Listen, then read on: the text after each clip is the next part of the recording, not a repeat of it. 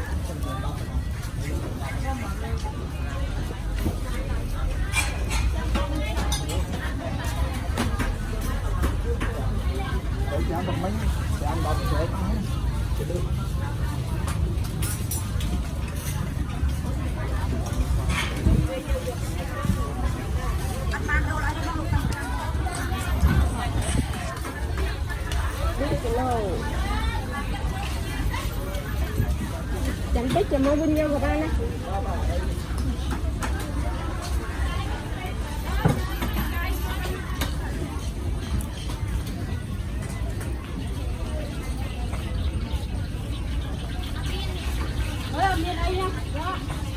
ôi các cơm nè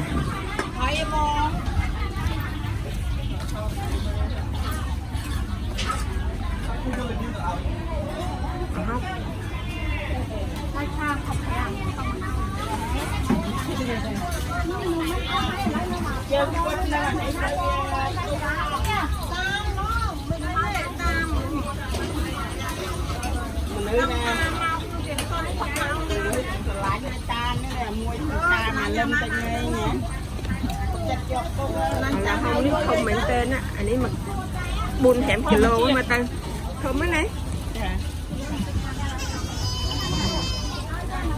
không tung lam không mà xem không có nam quá mất rồi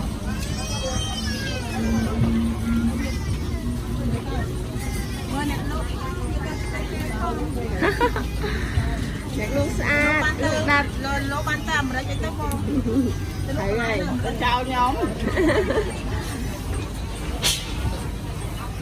ở nơi này số đất nơi mai tệ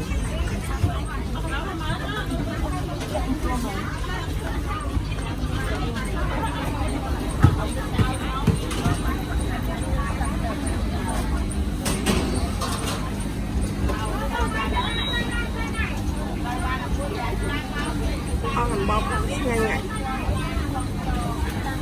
chôn bơ lục đằng nè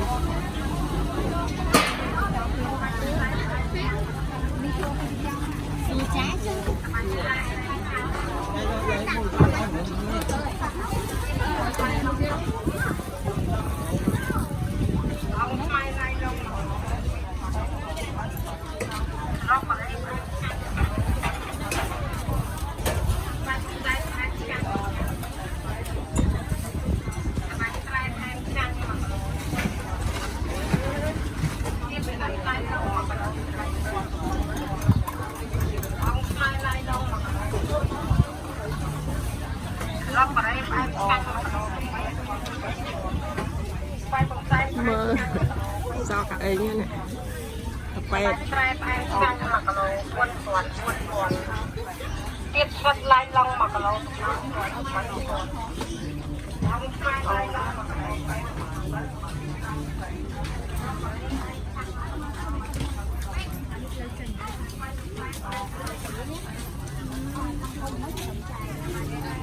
tinh này nè tinh này kìa đây rồi mùi ní ram con này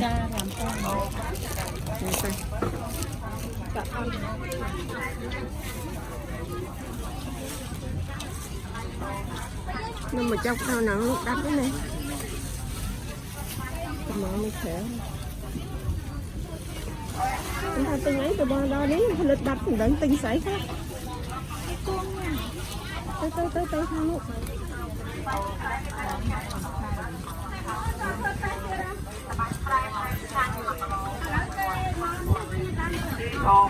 lai long mà cái lông bánh rồi một bánh còn không mai lai long mà cái lông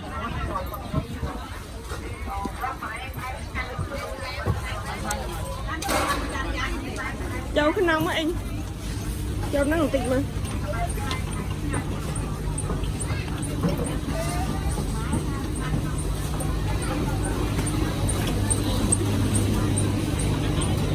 bữa nay đi chợ nha, chợ Campuchia. Ô, quá trời đồ khô nè bà con ơi. Đó.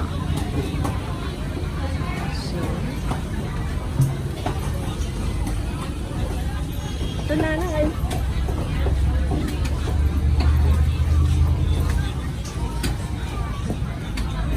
Thấy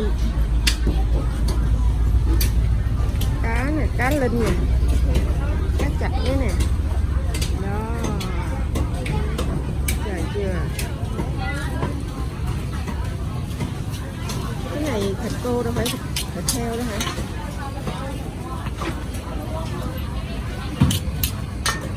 Này sôm cô mà anh chuột ná ôn hả? Thùng nhân hả?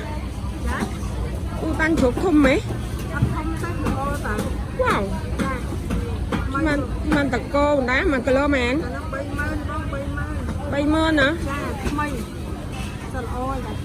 Cho ta mà kilo ba này.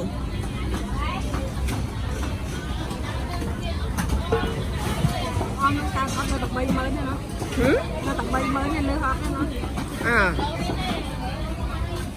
cũng lơ tiếng nhâm ách thục.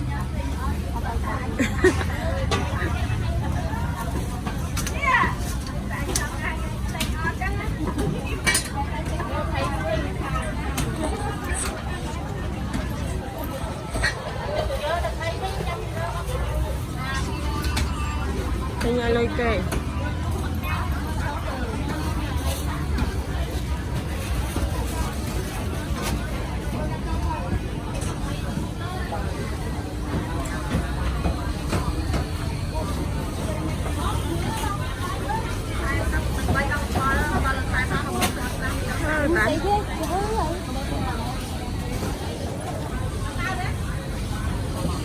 Saนี่นะทางสายสากาเนดานีกานาดิยาสากานาดิยาถ้าเราใส่สะอาด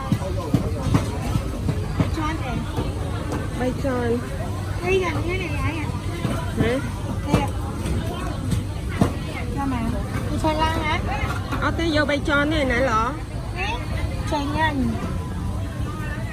nó mình lâu mà anh ôn mấy ngày năng admin lục món đi ở bên đấy lươn mấy ngày nữa ngày nay thơm món tàn tích vào món khai xe cái bánh nhà này là xa rồi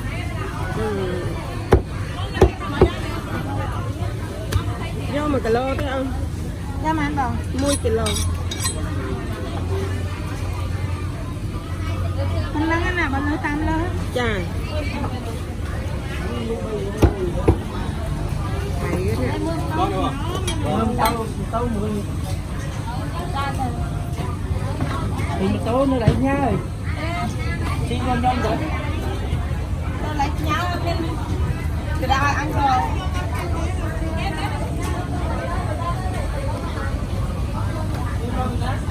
Anh ấy phát cho YouTube.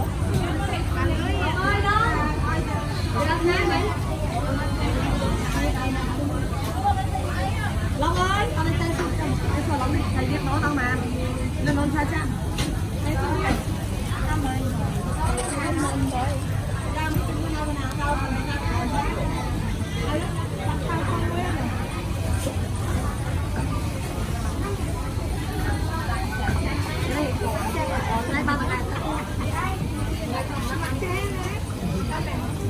Đây là hậu tinh non.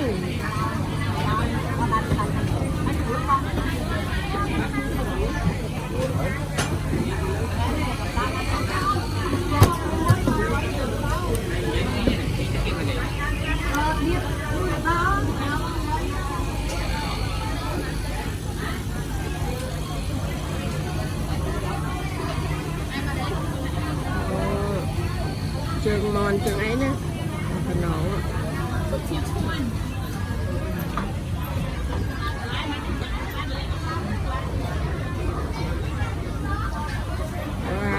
Mất.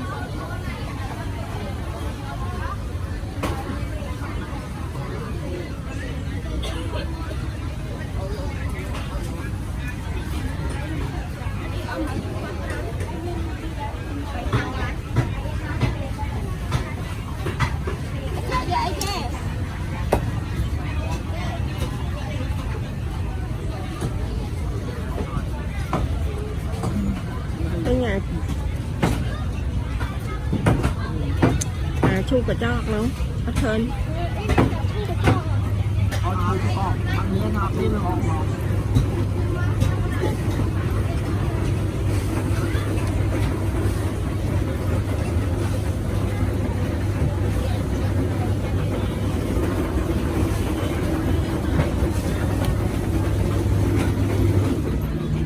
nhạc lục đôn khi nào ní mình nuôi tiếp